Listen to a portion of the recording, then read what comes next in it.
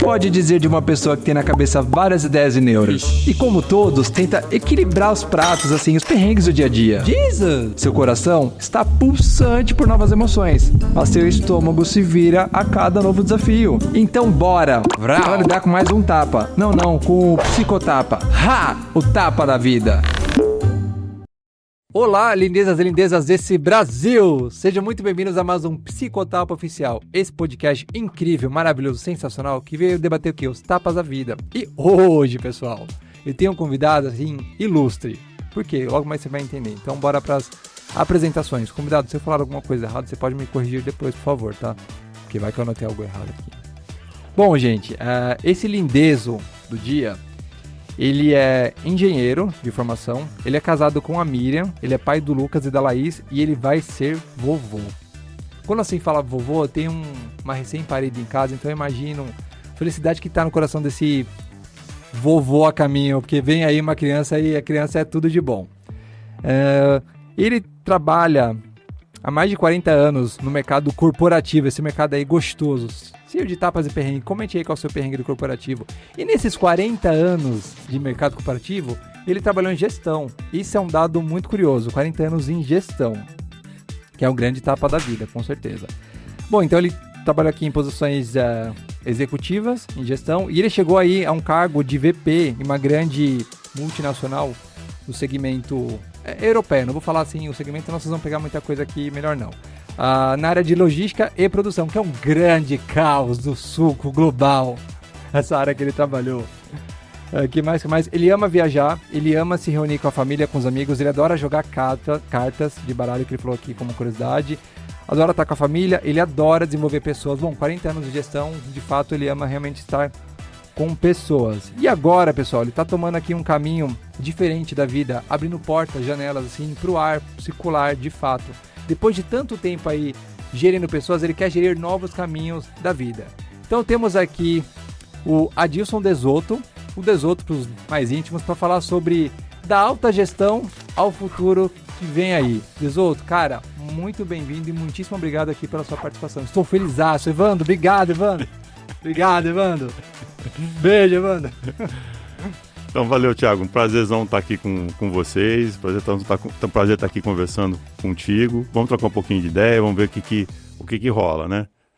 Temos esse grande amigo em comum aí, que é o Evandro, que é uma excelente pessoa, que já sentou aqui, falou que é fantástico, me recomendou, falou, vai que é tranquilo, e estou eu aqui. Cara, é a grande tapa da cilada, né? Mas ok, temos aqui... Eu vou ver depois. Quando terminar, eu vou ver se ele é meu amigo mesmo. Liga pra ele, aí fala assim, ó, eu fiz lá a parada que você recomendou, aí você se vira com ele aí nos bastidores. Cara, mas eu tô muito feliz e eu achei muito incrível da sua vida, de fato 40 anos em gestão e chegando em cargos tão alta gestão, não é fácil, muito perrengue você deve ter passado aí, com certeza. E em tempos de rede social, do qual as réguas, os frames, as regras comparativas são chocantes às vezes, porque não, às vezes um caminhão que passa na vida da gente quando o assunto é carreira, o que você consegue dizer aí pra gente desses 40 anos de gestão de fato? Solta pra gente o verbo e os tapa. Não, então, Thiago, olhando lá atrás, né?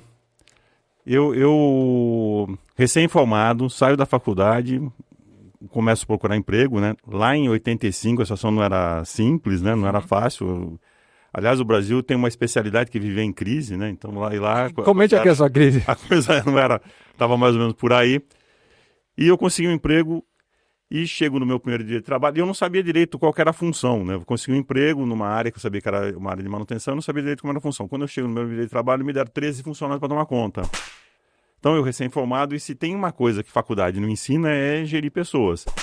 Naquela época acho que era muito pior, né? Já é um tapa da vida, né? Não gerir pessoas. E não tinha internet para você pesquisar, falei, como é que é isso aqui? Deixa eu aprender um pouquinho, né? Então era um pouquinho mais complicado. Lá estou eu com 13 pessoas para tomar conta, e aí começou minha experiência em gestão de pessoas, que tem transcorrido da mesma forma, com equipes maiores e menores. Eu cheguei a gerir grupos de 2, 3 mil pessoas. Meu Deus do céu. E por aí vai, nesses 40 anos, né? E o legal, né? Quer dizer, lá você tem suas atribuições, você tem as entregas, né? Eu sou um executivo de produção e logística, eu sou um executivo da área de manufatura, e eu falo que a área de manufatura tem um pace de minuto, né? Cada minuto está saindo um produto e você tem que resolver as coisas no minuto. Então o nível de estresse ele não é baixo. Agora, é abrupto o estresse, né? É abrupto o estresse. Agora, como você leu aí na minha breve apresentação, o legal é isso, né? É muita gente, é muito contato, e a oportunidade de trabalhar com gente, trabalhar com o desenvolvimento de pessoas é muito grande, né? Quando você tem uma posição de gestão. E hoje, quando eu olho para trás, estou chegando aqui no final da minha vida executiva, eu consigo ver um monte de gente que se desenvolveu bem, que teve uma carreira legal e que começou comigo, né? E eu acho que isso é um barato muito legal, sabe? Uma coisa que dá muita satisfação de olhar e falar assim, puxa, valeu a pena. Então, legal você puxar isso, né? Porque você trouxe aqui um dado legal e curioso. Você começou a sua carreira em gestão nos anos 80 e 90, do qual você não tinha essa enxurrada que a gente tem hoje. Eu digo assim, porque são várias gerações hoje, tá? De frames, de comparativo, de réguas erradas. Porque a minha geração é uma gerações aí, eu falo que eu sou milênio, então a borda do boomer, a minha geração millennial, os Gen Z que chegaram e agora tem alfa beta, tem muito o frame errado do comparativo. Como que você pegando 40 anos de gestão não é para qualquer um, então mais uma vez parabéns para o Desoto. Como que você enxerga os anos 90 para hoje? O quão saudável era e talvez o quão caótico ficou essa sua transição no corporativo? Então, eu peguei aquele final de gestão, começo o ocaso aí, né? Do chefe impositor e temido, né? Então ali começou, nos anos 80 já começou essa virada. Nos anos 80 já começa essa virada na forma de gestão e falar assim, olha, você está gerindo gente, eles têm... E contaram para os gestores uma coisa que eles não sabiam. Dá esse tapa, Desoto? Não, eles contaram para os gestores uma coisa que eles não sabiam lá na década de 80, que funcionário tinha coração, sabe? Tinha sentimento, né? Que foi uma coisa, acho que uma surpresa para muita gente naquela época, porque o estilo de gestão era o estilo meio do feitor, né? Do comando e controle, faça e obedeça, né? E sem questionar. Então, quando eu entrei, esse era um modelo principal vigente, né? Principal e aceitável? Não é que era aceitável, né? Como as pessoas só conheciam aquilo, né? Aquela era a forma de acontecer, né? A cultura tolerava isso, né? E ali ou você se adaptava à cultura ou você pulava fora. E nesse momento aí na década de 80 começa a surgir um pouco mais de literatura e fala, opa, peraí, tem coisa a mais. Se você conseguir trabalhar também o emocional das pessoas, você vai conseguir ter mais produtividade. Se as pessoas estiverem satisfeitas e felizes, elas vão começar a ter um rendimento maior e é bom para o negócio, né? Então essa, vamos dizer assim, humanização maior do trabalho começa aí. E aí começa a forma de gerir começa a mudar, né? E também nesse período acontece uma outra coisa, né? Que não é do teu tempo, né? Mas olha o meu grisalho. Se inventa o PC, o computador pessoal, que começa a invadir o mundo corporativo também. Antes era só a história do mainframe, então não tinha nada automatizado, né? Eu sou da época do cartão de ponto, sou da época do memorando, né? Então você escrevia, a secretária ia fazer uma carta, ela colocava 5 carbonos para fazer 5 cópias para mandar para 5 pessoas diferentes o memorando, né? E tudo máquina de escrever. Então tinha uns trocentas datilógrafas para poder fazer as mensagens rodar, né? A comunicação era por telex, né? Você mandava um telex ou um telegrama e ficava esperando até a resposta. Então, o mundo era completamente diferente, o processo de comunicação era completamente diferente, a velocidade era completamente diferente, né? E aí entra a informática. Então, a informática e a democratização, né, do acesso à informática com os PCs dentro das unidades, né, muda completamente a forma de gestão. E isso faz com que com que a nova geração da época começasse também a ser valorizada, porque o cara tinha que começar a saber de informática, né? E aí começa todo esse processo de transformação. Eu tô aqui pensando, né? Conforme você me traz dados e datas, né? Eu começo aqui a criar minha linha do tempo na minha cabeça aqui, pensante, pulsante, cheia de etapas. E eu vou tentando entender o que de fato aconteceu por década. Seja em final de 80, seja em 90, seja em 2000. E o que você consegue ver que muda sutilmente ou vai na base do tapa assim mesmo? Assim, tipo, olha, coisas que eram aceitáveis no fim de 80, em 90, eu entrei já com uma, sei lá, início de 90, começa uma coisa, final de 90 já não é aceitável. Para os anos 2000, isso parece que tomba e seguiu em transformação, talvez a galope agora, você vendo isso, né? Vendo seu, olha, ok, vendo no meu frame, isso tem ido a galope algumas transformações, porque eu sei que você é um cara comunicador, eu acho que é a sua grande habilidade em se comunicar e trazer a gente pro jogo, porque eu já participei de projeto com você e, tipo, sentar do seu lado assim, é tipo, ó, vamos bater papo e dialogar aqui, gosto do seu diálogo. Então, diálogo chefe-subordinado era uma coisa rara. Chefe que dava abertura para o funcionário falar era uma coisa rara. O funcionário estava lá para obedecer. Para levar tapa. O que a gente chama de hoje de assédio moral, né, era uma coisa corriqueira. Quer dizer, o chefe gritar com o subordinado, etc. Era uma coisa relativamente corriqueira que acontecia muito no ambiente de trabalho na década de 80, quando eu comecei a trabalhar, né? E aí isso começa devagarzinho começa a mudar.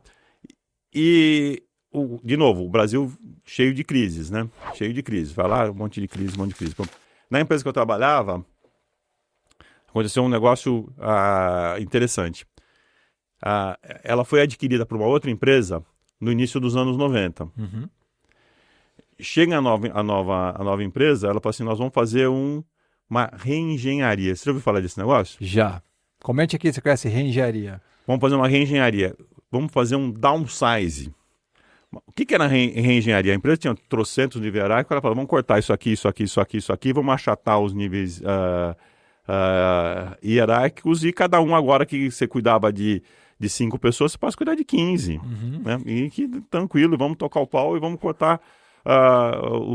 vou melhorar o processo de comunicação, tudo muito mais ágil, né? Então, era a famosa reengenharia, na verdade, foi uma forma das organizações se tornarem mais leves também, né? Tem o seu mérito, né? E nessa empresa que eu trabalhava, quando entra o controlador novo, toda a velha guarda foi literalmente extirpada de uma vez só. E por quê? Eles eram os piores? Não. Né? Eles eram pessoas que não entregavam o que precisavam? Não. Não. Eles só eram os mais prescindíveis. Eles eram só aqueles que se precisava menos. Se precisava de todo mundo, mas aqueles que se precisava menos. E por que se precisava menos? Porque estava tendo já a primeira onda de renovação de tecnologia, se trazia o PC, a forma de se comunicar começava a mudar, né? Isso já na transição dos anos 80 para os anos 90, no início dos anos 90. Então, tudo isso precipita esse processo de mudança na forma de gestão. Nossa, mais uma vez, quando você me conta a história, eu fico aqui, ó, batendo aqui, pino, para ver tipo, o que aconteceu. E também entendo que durante 40 anos, né, da sua gestão, você fez grandes sacrifícios. Com certeza, para ter a carreira que você teve, você fez grandes sacrifícios. Sejam eles pessoais, ou sejam eles de fato profissionais. E o que eu vejo hoje na base do Frame é gente que tem ansiedade acerbada para atingir coisas, mas acontece muito sem propósito. Entendo que você caiu em algo também e foi desenvolvendo de acordo... Tipo, você foi quase um Zeca Pagodinho. Só que também, tomando de forma consciente decisões, você conseguiu traçar alguma coisa. E para você, como que você vê essa ansiedade exacerbada do chegar lá? Porque eu vejo que o chegar lá é muito diferente para muita gente. Só que tem gente que tá com chegar lá tão forte assim na cabeça que você acha que se não chegar lá de fato, a vida não aconteceu. Como que você enxerga isso hoje? Então, a ambição é uma coisa inerente ao ser humano. O ser humano olha e fala, puxa, eu quero mais, né? Eu quero viver Saudável, melhor, às vezes. quero ganhar mais, eu quero um cargo melhor, eu quero dar uma condição melhor para minha família. Isso, legal, normal, né? Só que se entendia que você tinha um processo de amadurecimento, esse processo era um processo mais longo, então cada um fazia a sua projeção de carreira, falava, puxa, eu vou chegar a essa posição lá na frente, as carreiras eram mais longas, etc. Né? Mas, desculpa te interromper, você imaginava chegar onde você chegou? Eu nunca imaginei chegar onde eu cheguei. Eu sempre fui uma pessoa muito pragmática, né? E nesse meu pragmatismo, eu olhava primeiro, eu olhava, tô bem onde eu tô? Eu tô feliz fazendo o que eu tô?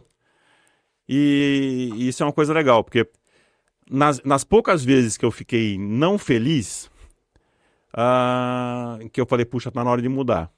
Né? Aconteceram coisas na minha vida e eu acabei mudando de área, etc e tal, né? Porque, vou fazer um parênteses aí, né? Eu comecei minha carreira trabalhando em manutenção. Eu não gostava de trabalhar em manutenção, né? Só que, puta crise, precisava ganhar dinheiro, precisava pagar. Crise Brasil. Os boletos chegam, né? Como é que tinha seus boletos? Nem boleto tinha naquela época, pra você ver como o negócio era complicado. Só tem o boletaço agora. Era carnezinho mesmo. Os carnezinhos tinha que pagar, etc e tal. E tem que arrumar emprego, tem que ganhar dinheiro, né? Não era herdeiro, tinha que... Vamos lá. A vida é como ela é. A vida é como ela é.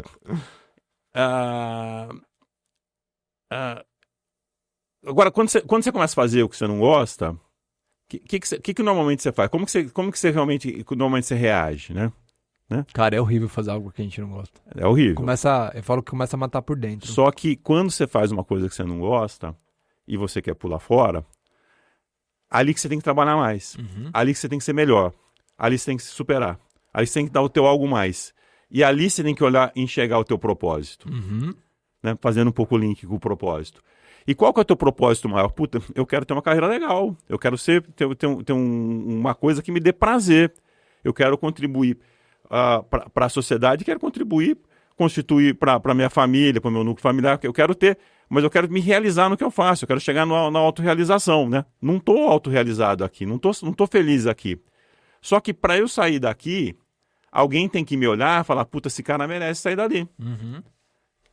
Então, quando você faz o que você não gosta, ali que você tem que se superar e fazer melhor, você tem que dar o seu algo a mais. Para alguém olhar e falar, puta, esse cara merece sair dali. Né? E eu comecei fazendo o que eu não gostava, daí os caras olharam e falaram, puta, você tem habilidade, então vamos te levar para cá. Daí fiz uns 2 anos de uma coisa que eu não gostava, passei um pouquinho mais tempo, me levaram para coisa, puta, esse negócio é legal, planejamento de manutenção. Fui trabalhar com essa história de informatizar a manutenção, né? E aprendi bastante, fiz um monte de coisa legal, desenvolvi um sistema de manutenção de um jeito bem bacana, uma velocidade recorde para a época, que rodava a fábrica inteira, né? Os caras mais velhos da fábrica, que tinham uma senioridade muito grande, começaram a olhar e falaram assim, esse moleque acho que tem... Tem algo aí. Tem alguma coisa. Tem um creme dela creme aí. Aí para me premiar, o que eles fizeram? Né? Eu estava na manutenção de execução, que era manutenção mecânica, de uma área de fundição, que naquela época era as portas do inferno, que é um lugar muito hostil, né? Sim. E para me premiar, daí me levaram para outra área, o trabalho foi bem feito, legal. Aí para me premiar, eu falei assim, agora você vai cuidar da manutenção inteira da fundição. Me deram a manutenção inteira, voltei pro inferno. Meu Deus do céu, como prêmio, né? Uhum. Como prêmio. Mas para eles, essa é a sua bonificação. Mas para eles era um prêmio, sabe? Porque me deram um aumento de salário, era uma posição, tinha mais gente, tinha mais visibilidade. Falei, puta, vou ter que remar tudo de novo. E aí comecei a remar tudo de novo, e aí consegui ser visto e falei, vamos levar ele para outra área. E aí minha carreira foi andando, né? Mas volta à história do propósito. Quando você enxerga o propósito, você encontra a motivação, porque você olha e fala, o que eu ganho com isso? Né? Porque a história da motivação é, qual é o motivo para a sua ação? Pode dar esse tapa na câmera, por favor, Desoto? Quando você fala em motivação, motivação significa qual é o motivo para a sua ação, né? Então, o motivo para a minha ação era, eu quero cair fora desse negócio. Para cair fora desse negócio, alguém tem que me ver. Exato. E para alguém me ver e falar, vale a pena, eles têm que olhar e falar, esse moleque é bom. Eu tinha 20 e poucos anos, tinha 27, 28 anos. Esse moleque é bom, vamos levar ele para outra coisa. Vamos dar outra oportunidade para ele. E claro que você começa a trabalhar e fala, opa, peraí. Começa a falar com a tua rede de contatos, tem que estabelecer uma rede de contatos e achar teus caminhos de fuga. Sem falar que você não gosta do que você está fazendo. Você começa a falar que você não gosta do que você está fazendo, os caras começam a olhar e falam assim, puxa, que esse cara é problemático, né? Outro tapa, né? Outro tapa. E aí te mete um tapa na orelha, né? Mas mão aberta às vezes. Mas volta a história do propósito. Você olha o propósito, olha o pra que você está fazendo aquilo, entende o porquê que você está fazendo aquilo e no porquê você se motiva. Porque você fala, o que eu ganho com isso? Eu ganho com isso que eu vou ser... alguém vai me ver e vai acabar me levando para outro lugar. E foi o que aconteceu dentro da minha carreira, né? Agora, faz um recorte, né? A ansiedade da geração atual. A ansiedade da geração atual. Maldita, inclusive. Todo mundo começa a olhar e começa a ver um monte de cases de sucesso de gente que é bilionário com 24, 25 anos. Gente que fez carreira e é diretor e CEO com 27, 28 anos, com 30 anos, né? E tem aquela frase assim, né? Não sabia que era impossível, ele foi lá e fez, né? E isso dá uma sensação pra gente que a gente pode tudo. E todo mundo começa a olhar que pode tudo. E a gente pode tudo? Eu tenho uma opinião. Vou deixar aqui o pessoal deixar nos comentários. Entendeu? E a gente pode tudo? Né? A gente pode tudo que diz respeito a gente. Quer dizer, eu posso fazer tudo do que diz respeito à minha atuação. Eu não consigo fazer tudo. Eu não consigo controlar a crise econômica, eu não consigo controlar se a minha empresa vai quebrar, se ela não vai quebrar, quando eu sou funcionário, né? Eu não consigo controlar o outro. Exato. Tem situações que você está disputando uma vaga, outro cara é melhor que você. E simples assim. Exatamente. Ele tem coisas que você não tem. Ele passou por uma experiência de vida, ele tem uma experiência de carreira, tem um monte de coisa que você não tem. Né? Então, você pode muita coisa. Né? Muita coisa está na mão da gente, mas não tudo. Só que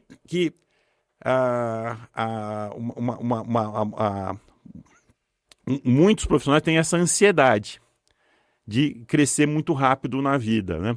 E aí gera a tal da expectativa. Expectativa e realidade. E ele começa a olhar a história da expectativa, ele começa a olhar o outro, né? Ele começa a falar, puxa vida, o outro pode, eu também posso. E cada vez que ele olha alguém que é bem sucedido, ele reforça a expectativa dele. Mas então, o ponto para mim é, será que a pessoa olha para a expectativa de forma correta ou é a régua que está errada? Bingo! É uma questão... É assim, né? A expectativa é boa ou é ruim? Uhum. Depende, né? Pô, querer alguma coisa melhor, né? Todo mundo tem que querer. Querer melhorar, todo mundo tem que querer. Então, é legal ter expectativa. Né? Agora, quando você começa a trabalhar a expectativa de uma forma exacerbada, você coloca isso como uma grande verdade e você começa a abandonar o contexto, você começa a abandonar o ambiente, você começa a abandonar os outros e você acha que você tem direito àquilo. Você transformou a expectativa numa exigência. Eu tenho direito àquilo. Nossa, puta tapa, hein? Então, você muda o nível da expectativa. Você transforma a expectativa numa exigência. Uhum. Porque você tem direito. E onde está isso, essa exigência? Está na tua cabeça só. Né? Você não tem direito a nada. Né? Você faz a tua parte e você se credencia as coisas que vão acontecer. Né? Você tem que fazer a tua parte. Né? Agora, você não controla o ambiente, você não controla os outros, você não controla as outras coisas. E a gente começa a imaginar o excesso da história da autoajuda faz isso, né? Que dá a impressão que tudo depende só da gente. E quando você não consegue, você está errado, você é um frustrado. Então aí surge a frustração.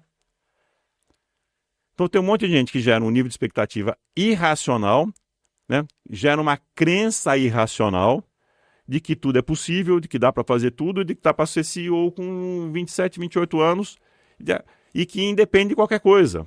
Né? E não é assim. Né? E o mundo real não é assim. O mundo real não é assim, isso é um grande tapa, gente. Tem gente que vai conseguir, porque a situação foi assim, ele conseguiu achar, sabe, eu falo assim, tem gente que tem, eu escrevo um pouco num dos livros que eu escrevi, eu escrevo isso. É importante falar que você é também autor, né? Tinha um seriadinho que eu gostava de ver quando criança, que tinha o Lion, e o Lion tinha a espada justiceira. Certo. E a espada justiceira tinha o olho de Tandera. E Oh! o olho de Tandera, quando você olhava no olho de Tandera, ele dava a visão além do alcance. Cara, eu adoro essa frase. Que era- Eu amo esse desenho. O que era a visão além do alcance? Você conseguia enxergar além do horizonte, porque você tinha a espada justiceira que tinha o olho de Tandera. Tem cara que tem o olho de Tandera, que enxerga além do alcance. Uhum. Então, tem uns caras que são fora da curva. É que tem gente que enxerga o Munra, comente aí você, geração, e acha que é uma grande miragem positiva. Entendeu? E nem todo mundo tem a espada justiceira. Concordo. E a gente começa a enxergar qualquer miragenzinha que nem tem na frente, sem ter a espada justiceira na mão, e você acha que é lá que você está tendo a visão além do alcance e que você merece. Então, isso gera a tal da crença irracional, que transforma a expectativa em exigência. Ter expectativa é legal, a gente tem que ter, a gente tem que querer progredir, a gente tem que querer ir para frente, a gente tem que querer ter um cargo melhor, tem que querer tudo. É legal isso daí, né? Mas, assim, você tem que olhar a direção para onde você vai, né? Você tem que olhar a direção para onde você vai. Você tem que saber, se você está aqui em São Paulo, para onde você vai para o Rio de Janeiro, né? Só que você tem que saber que você vai para ir para o Rio de Janeiro, você vai passar por Guarulhos. Sim. Então, chegou em Guarulhos, aí você vai passar por Arujá, depois você vai ter que passar por Jacareí, por São José dos Campos. E às vezes as pessoas não têm paciência em fazer a jornada, Uhum. né? E de vez em quando você está num fusquinha, você vai ter que andar a 60 por hora. Em alguns momentos você pode estar num Porsche e vai andar a 160 por hora. Então, a velocidade com que você vai se deslocar para onde você quer ir, né? A velocidade que você vai se deslocar para onde você quer ir, depende um pouco de alguns meios que às vezes não estão na tua mão. Nossa, puta tapa, porque é uma grande verdade isso. Vou te contar um pouco da minha carreira, né? Conte mais, por favor, Desoto. Eu comecei como gestor em 1985. Eu tive eu vou dizer assim, uma meia promoção nesse ciclo.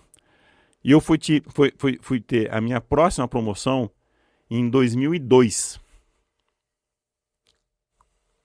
Olha, que tapa gostosa pra geração nova escutar. Em 2002. Quer dizer, 85, 17 anos, mais ou menos. 2002, 2003, 17, 18 anos. Eu tive uma meia promoção. Porque é meia promoção porque mudaram o nome do cargo, etc. Mexeu um pouquinho em benefício, etc. Mas continuei sendo um gestor mais ou menos de primeiro nível. Entrei como um gestor de primeiro nível, continuei sendo um gestor de primeiro nível. Depois, e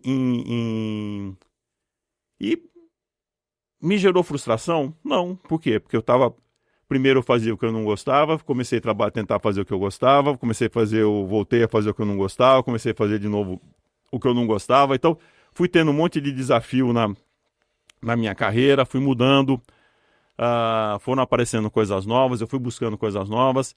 Aparecia um projeto novo, eu falei, eu gostaria de fazer, né? Gostaria de fazer, ergui a mão, quer dizer, aquela história pode não te passar a bola, mas você tem que pedir a bola, né?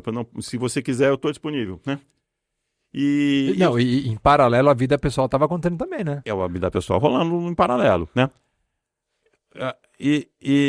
Porque às vezes tem aquela coisa, eu não sou pago para isso, né? A frase mais assassina que tem é essa, não sou pago para isso. Então, se você só faz o que você é pago, qual o mérito seu? Né? Tapa! Né? Eu só faço isso aqui, não sou pago para isso. Legal, bacana, faça muitas coisas que você não é pago para, que o teu reconhecimento vai vir em algum momento, né? E eu fui fazendo isso de uma forma do meu jeito de ser. Porque eu sempre gostei de fazer as coisas, sempre gostei de novidade, sempre gostei de desafio, sempre gostei de coisa nova, né? Então, mas legal isso. Porque a sua proatividade veio na veia. Como diz uma amiga minha, sai naturalmente, assim, tá em você. Tem gente que precisa desenvolver isso. As pessoas precisam ter o bom senso de entender quais as fragilidades e onde tem, de fato, o talento. E talento tem que ser lapidado, galera. Só talento não é o suficiente. Você tem que entender o que você tem que fazer. Você tem que entender que competência você tem que desenvolver e trabalhar. É igual um músculo, né? Exato. Se você quer ser corredor, eu quero ser corredor. Você tem que desenvolver músculo de perna. Se você quer jogar basquete, você tem que desenvolver um pouco de músculo de braço, além do músculo de perna. Então, dependendo do que você quer fazer, você tem que trabalhar nos músculos. E sem conhecer nada da teoria, acho que eu fui desenvolvendo meus músculos. Eu fui aprendendo diversas coisas em gestão, etc e tal, técnicas de negociação, de forma também na prática. E chegou um momento que a minha carreira deslanchou. Aí de 2002 a 2012, eu tive 4 promoções. Eu fui a gerente executivo, diretor e vice-presidente de board member. Quer dizer, eu fiquei 17 anos estagnado e depois minha carreira deslanchou. Não que todo mundo precise ficar esperando 17 anos para chegar em alguma coisa, né? Mas acho que a primeira pergunta que você tem que se responder é assim, eu estou bem com isso aqui, né? Eu estou bem com isso aqui, por que eu quero mudar? Né? Qual é o propósito? A gente volta na história do propósito, né? Volta na história do propósito. Né? Que não adianta eu mirar e falar assim, eu quero ser diretor, mas por que você quer ser diretor? Qual o problema você está resolvendo com isso? Né? É só para satisfazer o teu ego, né? Qual que é o teu propósito? Porque quando a gente entende o propósito, você ganha mais motivação e aí você consegue entender melhor e trabalhar mais no seu plano estratégico para fazer aquilo, né? Sim. Eu posso ter uma visão, assim, minha visão é, eu quero ir para o Rio de Janeiro. Para que lado que é? Para lá, quero ir para o Rio de Janeiro. Mas por que você quer ir para o Rio de Janeiro? Eu quero ir para o Rio de Janeiro porque vai ter um show do Guns N' Roses e eu quero assistir. Eu criei um motivo para eu ir. Se eu tenho um motivo, eu sou puta de um fã dos caras, né? Eu marquei passagem de avião, não vai ter voo naquele dia porque o aeroporto está fechado, eu vou de ônibus, o ônibus quebrou, eu pego carona, né? E se bobear, eu vou começar a andar a pé para ir, né? Porque o propósito faz com que a tua visão se torne uma coisa presente e aí você trabalha o como você vai executar isso, né? Mas, de novo, o propósito te dá a motivação, o motivo para a ação.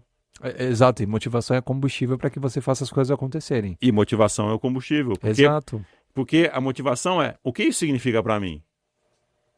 Essa é a grande pergunta. O que significa para você? Olha para você interiormente, pergunta aí para você. A galera não tem perguntado isso. Por isso que eu me tornei um pouco crítico, no bom sentido, de palestra motivacional. Críticas são boas, eu gosto de críticas. Um pouco crítico de palestra motivacional. A palestra motivacional, né?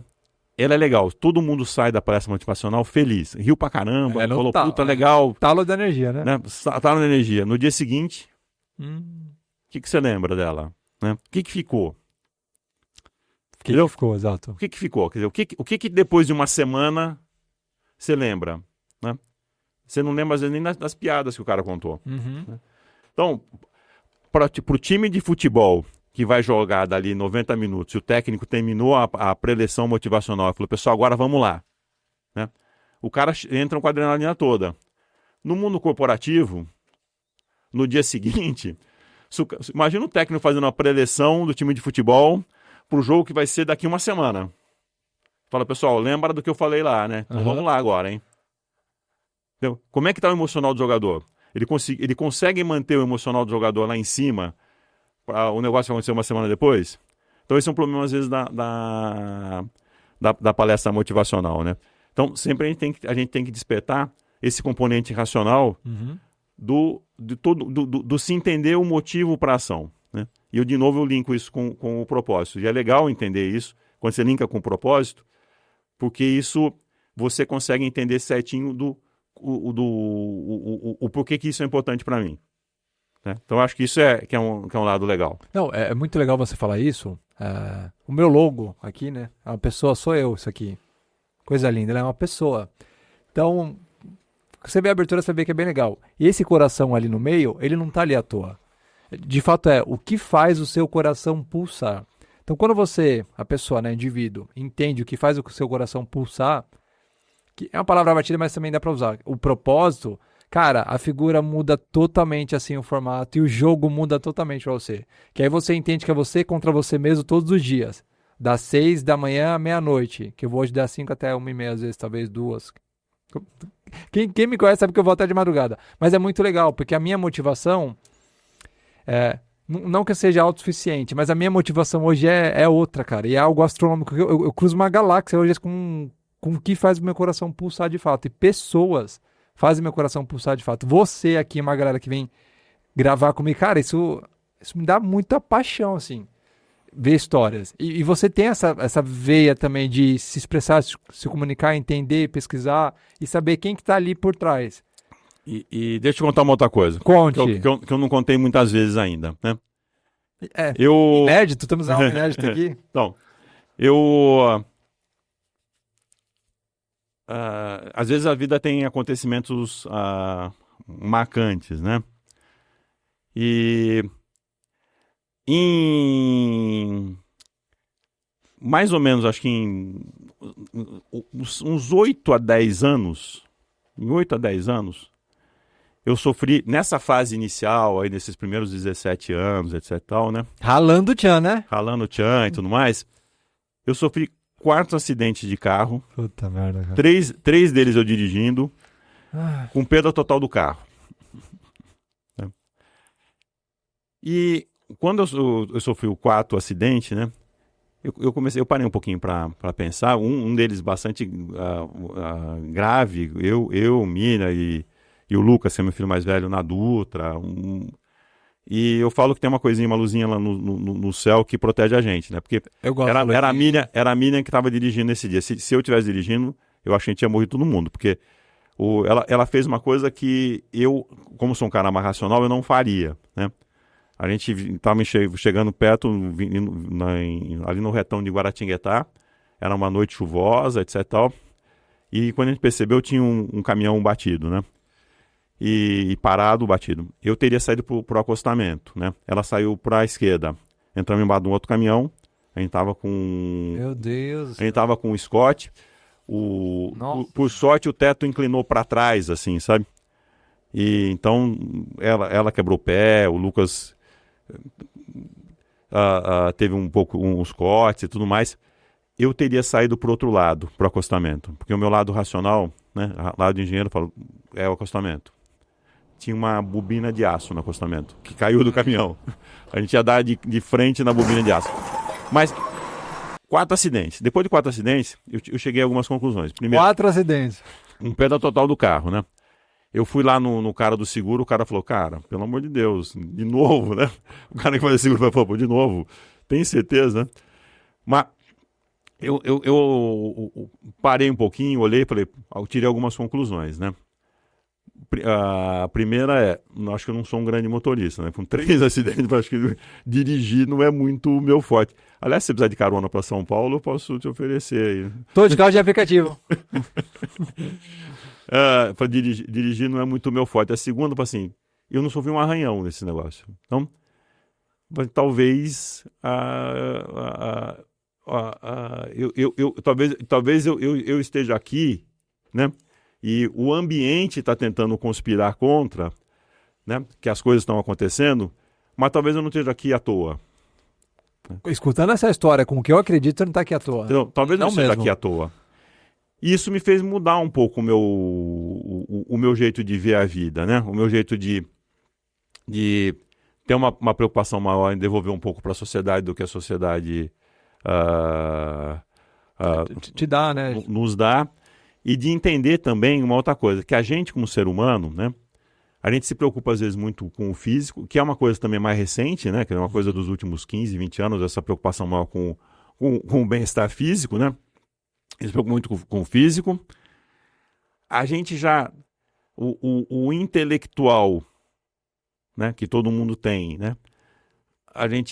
Eu diria até que o intelectual a gente tem trabalhado cada vez menos. Sim. Né? A gente tem emborrecido com os aplicativos, né? Tem emborrecido com os aplicativos, mas a gente tem que trabalhar o intelectual.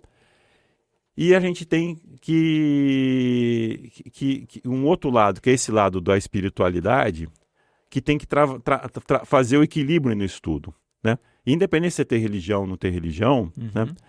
Tem um pouco dessa história. Entenda a espiritualidade como o cheiro que você deixa na humanidade, né? Como que o perfume que você exala para a humanidade, né? Como que as pessoas vão lembrar de você depois que você morrer, né? Exato. Então, e nesse processo todo, eu entendi que eu tinha também que me equilibrar mais. das minhas 3 etapas, né? Isso também foi uma descoberta bem legal, que ajudou a mudar o meu modo de ver, também me ajudou, acho que, a mudar a forma como enxergar as outras pessoas e me ajudou a mudar a minha forma de como enxergar a sociedade como um todo, né?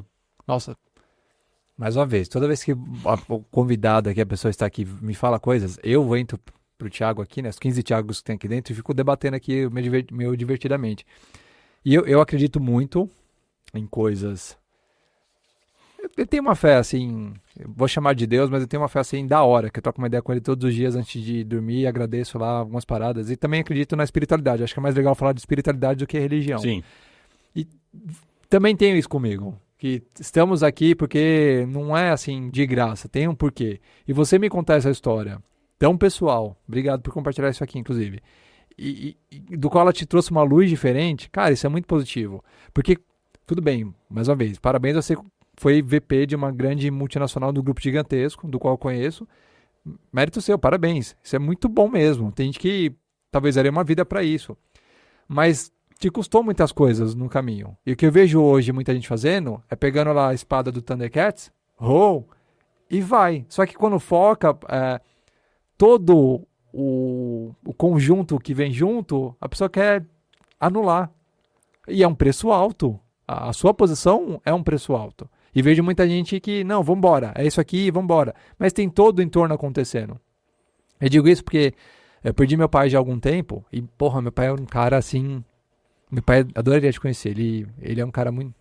Ele é um cara muito incrível na minha memória. A matéria foi embora, mas a memória tá aqui dele comigo pra sempre.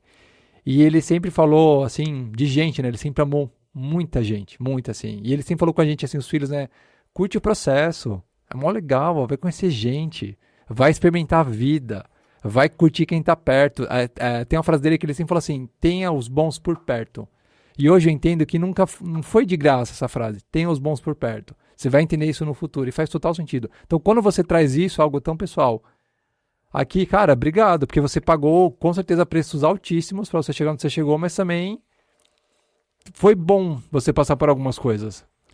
Consciência. Então, eu falo um pouco isso, assim, para trabalhar um pouco desse lado que a gente tem que buscar, na vida da gente, tentar buscar essa plenitude. Quer dizer, claro que quando você está numa vertente de crescimento da tua carreira, né, você dedica muito tempo ao trabalho. Você dedica mais tempo ao trabalho.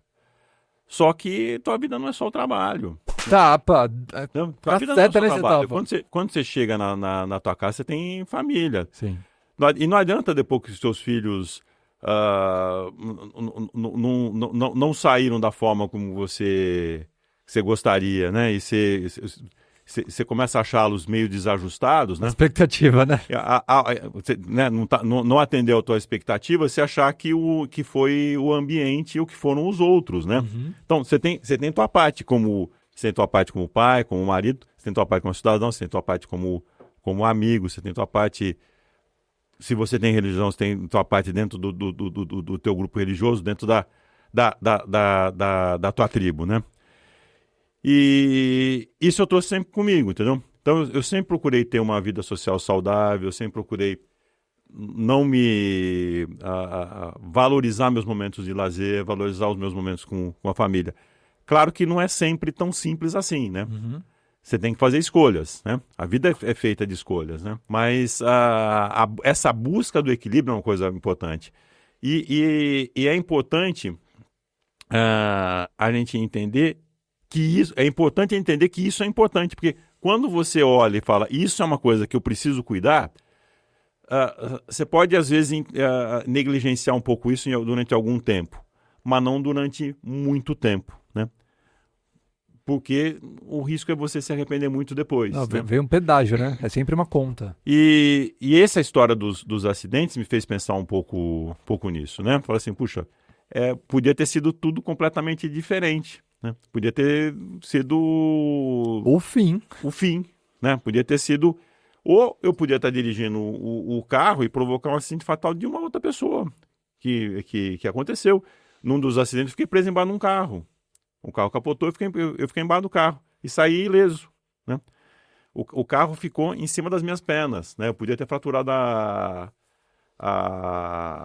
a coluna, podia ter tido um monte de coisa. E não aconteceu, né? Alguém lá em cima gosta muito de Alguém você. falou assim, cara, esse cara... Não, eu falo assim, cara, você tem coisas para fazer no mundo que você não vai fugir não, cara. Você tem que terminar o que você veio para fazer. Quer dizer, você tem uma tarefa aí para você fazer. E, Nossa, e cara. isso... A energia tá aqui em cima, galera. Então, não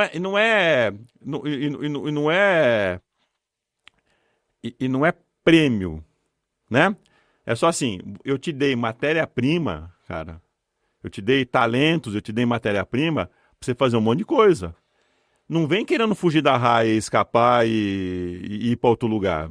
Fica aí, cara. Você tem que fazer as suas coisas, você tem que fazer. Faz as suas entregas, cumpre o que você tem para fazer aí. Faz as coisas que você tem que fazer aí, né?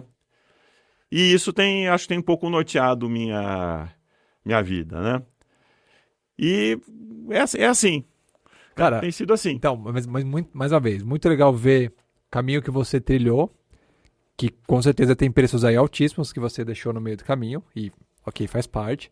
Pensando no seu propósito, e vendo tudo isso, hoje, né, você chegou numa posição de VP, de um board multicultural, conhecendo gente pra caramba, mundo afora, não só Brasil. Eu amo esse país, meu Deus, esse país é incrível, maravilhoso, sensacional. Brasil, pra mim, é perfeito, com aspas.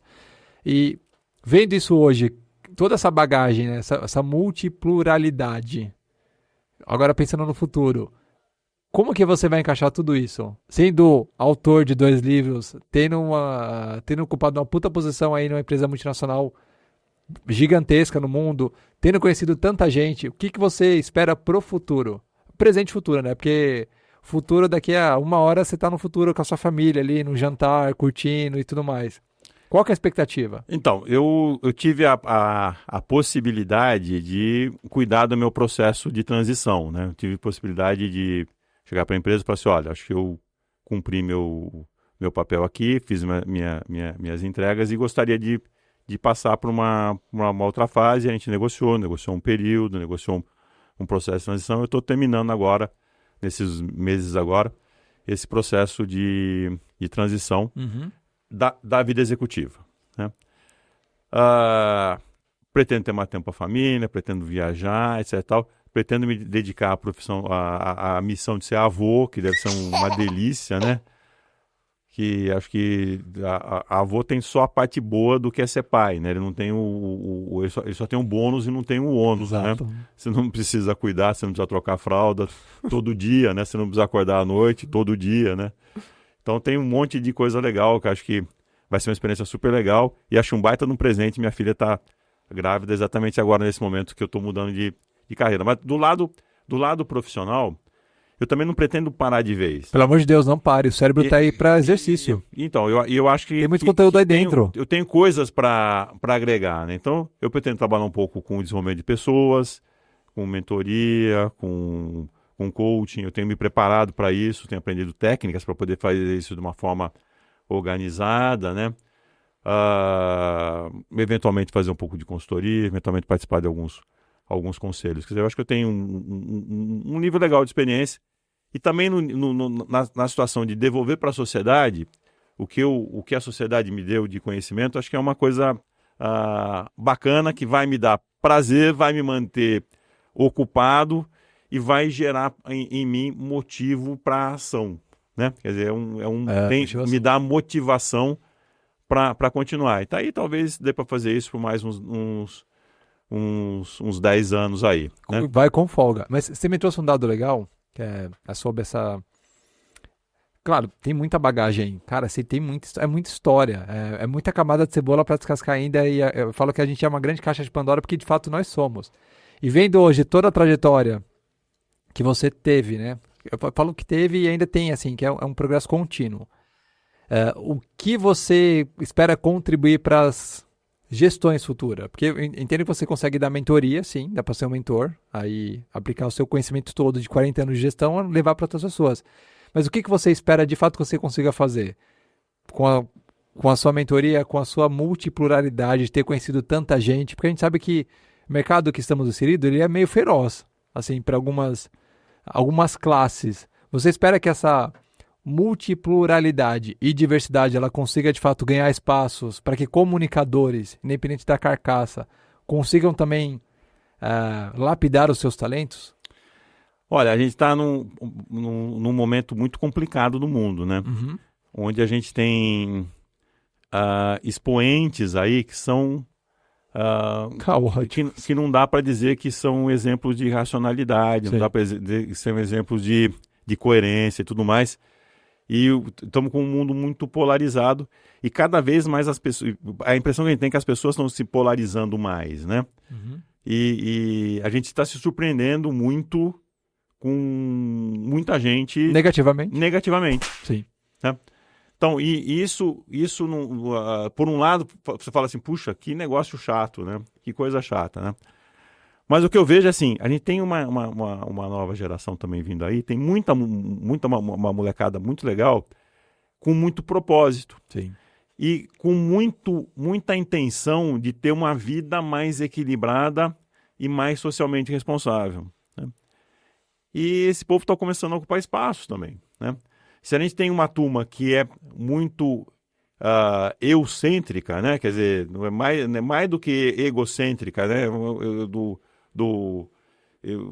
Eu vou fazer tudo e eu sou quem fez tudo e mereço ser CEO com 26, 27 anos, com 28 anos, com 30 anos ainda não sou CEO, sou um baita de um frustrado. Se tem uma geração assim, tem uma outra turma chegando no mercado de trabalho com muita energia, muito gás, e que disposta a entender que a gente tem um planeta que a gente tem que cuidar, que parece que é uma coisa que ninguém está entendendo, que talvez as pessoas estão começando a achar que 40 graus na Espanha agora é normal, né? Que tudo isso que está acontecendo de desastres naturais é normal, né? E não é normal, isso não é normal, né? A frase joga no lixo para mim é horrível. Então, que lixo. Então, não é normal, né? Mas tem uma geração que está chegando, que está começando a ocupar cargos de algumas posições por merecimento e que tem essa história do propósito. Esse viés, né? Tem esse viés do propósito, do entender o porquê que as coisas têm que ser feitas e entender que as coisas têm consequências, né? Quer dizer, e que a gente não vive isolado no mundo, que a gente vive no mundo conectado, né? E que sucesso, né? Sucesso é maior do que posição, sucesso é maior do que hierarquia, sucesso é maior do que cargo, né? O sucesso tem a ver com você realizar os seus propósitos, realizar as coisas que te fazem bem, né? E que são duradouras, né? Acho que é um pouco por aí. Estou aqui pensando, né, que sonhos são combustíveis, né? E eu sou um cara que tem muitos sonhos. Em algum momento, talvez eu tenha esfriado alguns sonhos, mas essa pulsação interna, né? Falo que é a Andréia, beijo, assim, a minha chama interna, que é engraçado, né? Porque quando você conecta a gente que tá na mesma pegada que você, as pessoas alimentam essas chamas e a gente consegue, de fato, explodir, energizar e de fato, transformar no início a minha volta, mas eu sei que essa coisa cascateia de fato. E é legal ver pelos seus olhos isso, né? Por ter passado por tanta coisa, por estar tanto tempo inserido em cargos de gestão, o que você conseguiu trazer de muito bom, onde você viu que dá para fazer ajustes, e que bom que você conseguiu fazer ajustes. Que pena que foi na base do acidente, mas que bom que você teve segunda, terceira, quarta chance e agora está aproveitando isso para deixar o seu legado, seja no corporativo, ou seja na vida pessoal, assim, de maneira clara e expansiva. Tô feliz em te conhecer melhor, assim, cara. Parabéns, você é um puta cara da hora mesmo. Nossa, boa, essa energia é boa, galera. Como a gente faz pra te achar, redes sociais, como eu faço pra contatar você, indicar pra amigos, a sua mentoria. Aí vamos tentar promover alguns EPs que não tem espaço pra todo mundo, mas tem gente que merece sim, de fato, aí tem um talento bom. Como é que eu te acho? Adilson Desoto só tem um, então você pode ir no LinkedIn. É meio icônico esse nome. Pode procurar no LinkedIn.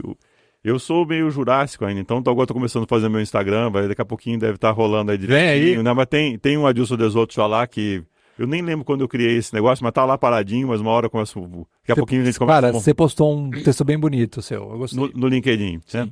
Então, e a gente começa a movimentar um pouquinho mais o Instagram, no LinkedIn, não é difícil de me achar. E quer deixar aí um grande tapa, um grande conselho para gerações atuais, as anteriores, as futuras? Dê aí os seus tapas, o palco é seu, Desoto. Cara, quando você chega eu tô com 63, né? Então você Menino. começa a olhar a vida e falar assim, puxa, qual é a métrica para medir a vida, né? E dá para medir com anos, que é o jeito mais fácil, né? Tenho 63 anos, né? Dá para medir com casamentos, né? Tô no meu primeiro casamento, no meu segundo casamento, tô no meu terceiro casamento. É uma métrica, Com cara. divórcios, já tô no meu primeiro divórcio. Verdade, é uma Foi depois, métrica. não, isso aqui foi depois do meu primeiro divórcio, né? Caramba. Ou dá para medir pelos filhos. Isso aconteceu antes do meu primeiro filho, aconteceu depois do meu segundo filho, né? Dá para medir a vida de diverso, do jeito mais fúnebre, né? Aquilo lá aconteceu antes de não sei quem morrer. Também dá para medir a vida de um jeito... Dá para medir a vida de diversas formas, né? Várias réguas aqui, hein? Tem várias réguas, mas eu acho que o mais legal é você medir a vida pelas histórias que você tem para contar, né? Pela qualidade e quantidade das histórias que você tem para contar, né? E se tem uma coisa que eu sempre tive um pouco de receio, né? Era chegar no fim da minha vida e não ter muitas histórias para contar. Pelo amor de Deus, hein? Você vai viver mais uns 30 anos aí pela expectativa brasileira. Eu estava conversando há algum tempo com um amigo meu, e ele, sem saber disso que eu tô te falando agora, ele falou assim, Adilson, você deve ter uns 100 anos, né? Eu falei, por quê? Eu falei, não, só tenho 63. Por que você está me achando tão velho? Eu falei, não, porque você tem muita história para contar, né? Você tem muitas histórias, né? Então, eu acho que eu cheguei num ponto na minha vida com bastante histórias para contar, né? E fazendo um link do que a gente falou de carreira aí, né? E eu acho que aí está a importância de cuidar da carreira, de cuidar de um jeito legal da carreira, porque a maior parte do tempo da vida da gente, talvez uns 30%, 35% da vida, uns 25%, 30% da vida da gente, a gente passa dormindo, né? Que é legal e é importante. A segunda coisa que a gente mais faz é trabalhar. Sim. Então, o trabalho tem que ser uma fonte para a gente de histórias para contar. O trabalho tem que ser uma fonte para a gente de eventos marcantes, né?